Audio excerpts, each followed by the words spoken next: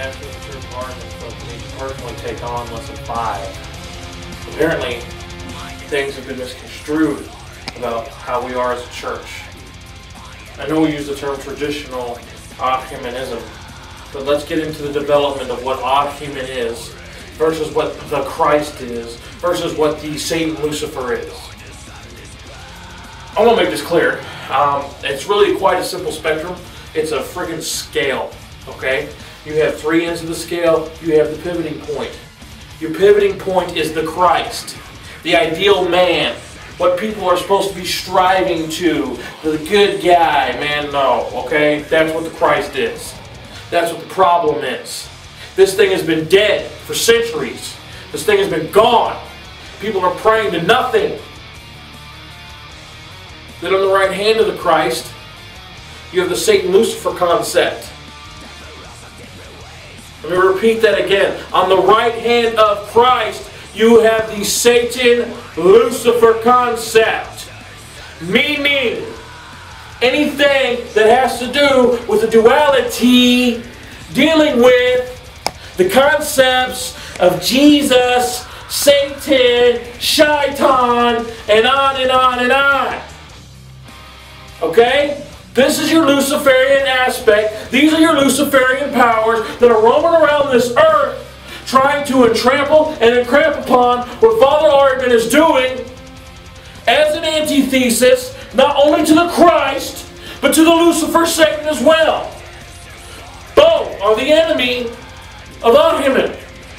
People don't understand. When you get into the concept of faith, you get into the concept of the heavens and the hells, and everything's on the spiritual level that is trying to throw off some intrigue, throw off some fantasy into a realm that is beyond human understanding. That is when you're dealing with the Luciferic elements of religious and spiritual practice. Now yes, you need that element in your religious practice, but it cannot consume your life. The problem with the Luciferian aspect is that you're living in a fantasy world, doing fantastical things that may or may not affect reality through prayer, through ritual, through however you're doing it, however you're making that approach. Folks, you've got to get out of that. That's what I mean by you basement-dwelling Satanists. That's what we're dealing with, folks. You got to get the fuck off your ass. You got to get out of the basement. You got to get into the real world and leave this uber fantasy crap behind. That's what the Luciferian aspect is. That is the enemy of Ahriman. Let me break it down to you. Ahriman is here in the physical world. We operate in the physical world. It is physical. Though we understand the metaphysical and we use the metaphysical to change the physical, but we understand that in order to get a metaphysical reaction, it has to start in the physical. In the physical. This is where we begin. Here in the physical.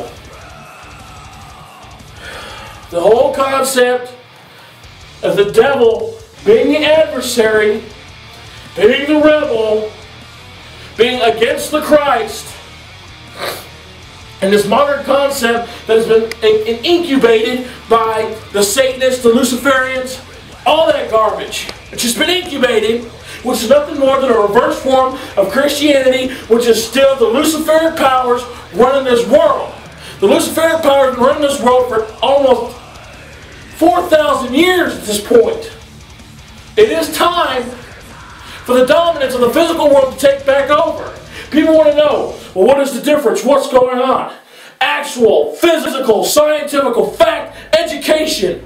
These are of Ahriman. Logical thought, logical progression, creating things in the real world. That's Ahriman. That is the aspect of Ahriman. Yes, Ahriman is an adversary to the Christ, but he's also an adversary to the Luciferic powers. You must understand this. So when you have the Ahrimanic way, just based in reality, making moves in reality, making claim to reality, doing things in reality, you will have your change. You will have your change. The problem is Luciferic powers have everybody so damn scared that they're going to be combated and destroyed by the other Luciferic powers that they're hiding themselves and calling themselves the Christ. Man, I don't really care. The biggest bunch of baguette mothers that I've seen that really exemplify the Luciferian powers are the Baptists and the folks that call themselves Luciferians. They are the worst. Want to come at you with, I have this magical thing, I have this fantasy thing, then I'm going to twirl this thing around, I'm going to do that thing, and I'm going to talk for 3 hours and a half and make one ritual a whole night. Come on, guys. Real rituals shouldn't last no more than 30-45 minutes. You should be done. You want to change physical reality, you bring that reality right here onto this altar. You bring it right here onto this altar. You want to change your reality, you bring an item of reality onto this altar, you present it to the gods, you tell them what you want done, and you let it happen. You forget about it, you just let it go. You allow the gods or the demons to do the job you directed them to do. What a lot of people don't understand is when I say my God is Ahriman, and we are a church of transformation, of taking servants to the right-hand path and turning them to God to the left-hand path. It's simple, folks. Ahriman is not above me. Ahriman is not above the human God. He's just in a different place. He is in the metaphysical. The devas, the false gods, the do's, the devs, the demons that roam on the earth, those are mine to command. Those are yours to command, to change reality. Here's the difference, folks. Ahriman is not my master. I am my master. Okay? He is on the same playing field that I'm on. So when I evoke him out of respect, not invoke, but evoke Father Ahriman out of respect, not only for myself, but for the God that I see, he becomes my friend. My friend. I'm not here to entrap a spirit. I'm not here to entrap a demon.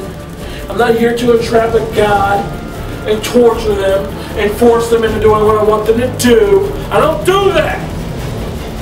I call them into my home. I say, hey, here. I offer them the proper energy that I can offer them that is considered legal. I give them that energy. I fuel them, I feed them, I ask them what I want of them. And I go forth out into the physical world and I allow them to do it. I don't hamper them, I don't worry about them, because I have befriended them. I know they will do such as asked. Everybody wants to know, why is it that the Church of Ahriman hounds on this other stuff, this what other people call themselves Satanists, Luciferians? Because, guys, the bottom line is, we're not in this fantastical realm. We're not living in this fantasy. We're not living in this ideal shit of a concept to that which is equated to the Christ, to that which is equated to the Lucifer concept. No, we can't do that, guys. If you want the change to occur, you got to propagate the change through the chain of reality first. If you need to change reality through the metaphysical, it is available to you to do as such. But you must first befriend. Let me repeat, befriend the powers that you are working with. Once you try to torture those powers, once you release them, or once they figure out a way out of your triangle or your circle, or whatever you're using to inhibit them, they will attack you. They will come back behind you and slit your throat. So why would you want to take something whose nature is evil, disgusting, the ability to do what it has to do no matter what sin it is, piss it off, torture it, and wait for it to come back and get you? That's ridiculous.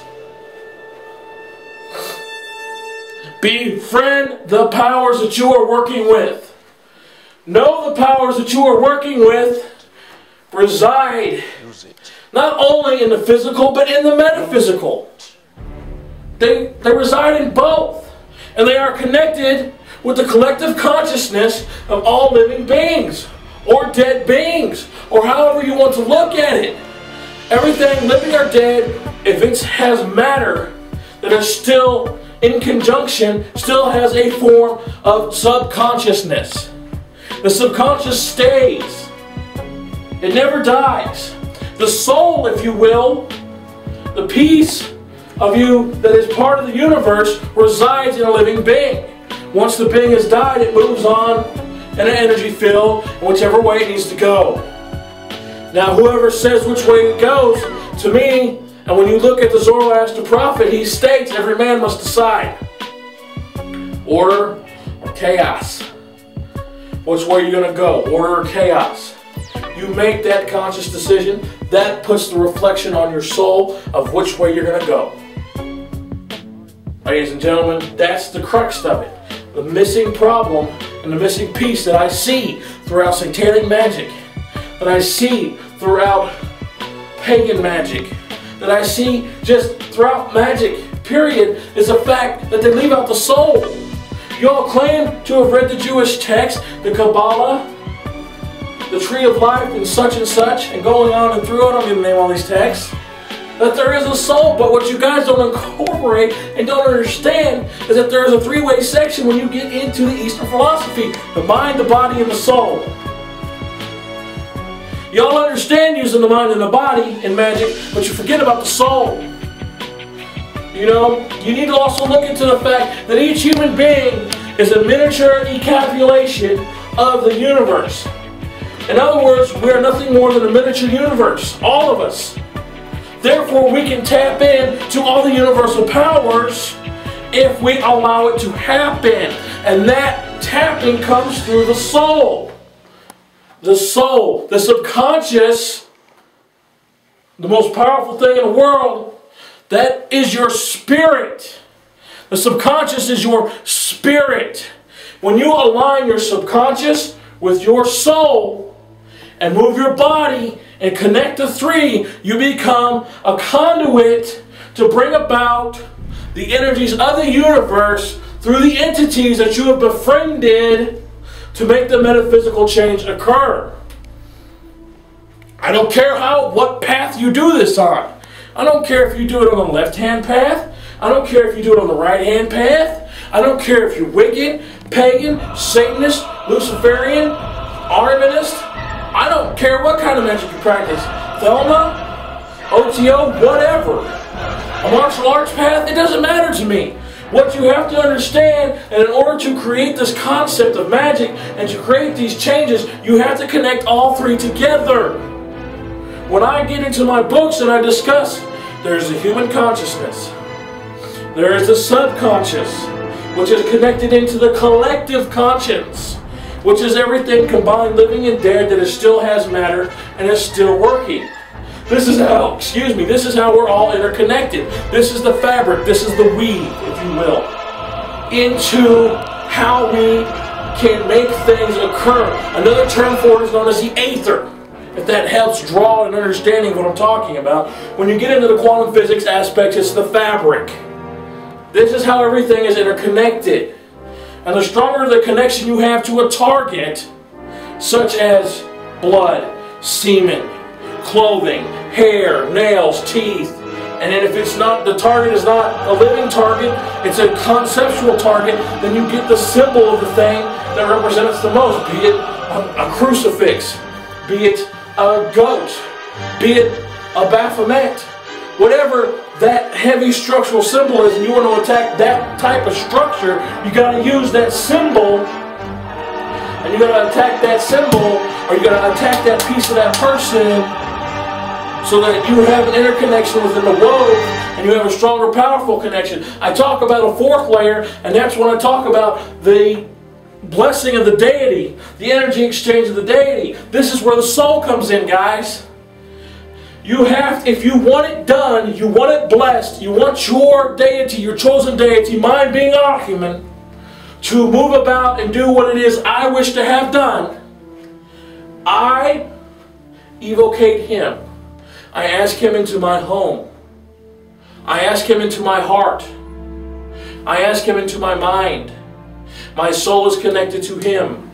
That fourth layer that is hardly ever talked about is that interconnection with the deity, where you have the energy exchange, where you have his power to command the denizens, being the Davids and the Dews, the demons, whatever term you want to use, to command them, to fuel them with the proper energy and the proper authority to get the thing done. It's real simple. But everybody wants to write these copulous volumes of books that are this fucking thick to make it that difficult for people to understand. You grab anything I write, it's not that thick. One of the reasons that it's thicker than it seems, because I use font big enough for people to read. That's a totally different subject. I won't even get into that. So the bottom line is, folks, what separates Ahrimanism from the Lucifer-Satan concept is the fact of working in reality and dealing with a reality-based thing. Because you're dealing with the scale of opposites, which has a third thing in the middle, which is the Christ concept, the ideal man concept. Then the Lucifer concept is the fantasy concept of there's all these things in the sky, there's all these things doing this, or there's all these things under the ground, and they're doing this, and it's in this fantastical thing. And you go and you get lost in this fantastical thing, and you get inspired to do these fantastical things. It's inspirational. That's their main weapon. That's the weapon of the Lucifer. It's the inspiration, the quote-unquote knowledge. That is what the Lucifer concept is. That's how it confuses everybody. The Ahrimanic concept is seduction. And it's not what I mean by a sexual, lustful seduction. The Ahriman concept will pull you in to the ideal that this is how reality should be. This is what reality is. This is how we can change that reality. You know, and through that pool, we're going to take those concepts. We're going to start with the blasphemy. The blasphemy is going to lead into the apostasy. And moving on into reality and changing reality in a form of a logical concept, of a scientific concept. The problem that I see with a lot of these left-hand path measures is they try to take what they call Satan, being the Ahriman aspect, along with the Lucifer aspect, and combine them into one aspect. They are not. They are not one aspect. They're two separate spectrums. You got the Ahriman, you got the Lucifer, you got the Christ. Christ is dead. The ideal man, you can forget it. It's gone. It's been gone for a long time. Society has changed way too much. The Lucifer aspect, the incarnation of Lucifer has already happened, guys. This guy's already come and gone. We're waiting on the incarnation of the Ahriman aspect, the Ahrimanic teacher. And that's going to come with logic. Education for the purpose of education. It's going to come with consumerism. It's going to come with war. It's going to come with an ideal that you see in this world now. You see it infecting every aspect of the world. You see it every day because it's all about money. It's all about profits. It's getting education. It's being the smartest person on the block. But the thing is that everybody in the Ahrimanic concepts is forgetting is the fact that Ahriman is a creator of chaos. He is a god with a set of nuts. And he will come in and he will destroy what has to be destroyed in order to create the thing that he wants. And that's where the seduction comes in. To seduce you, to show you the enemy at its worst, so that you will knock the enemy down and recreate how you see reality to be fit.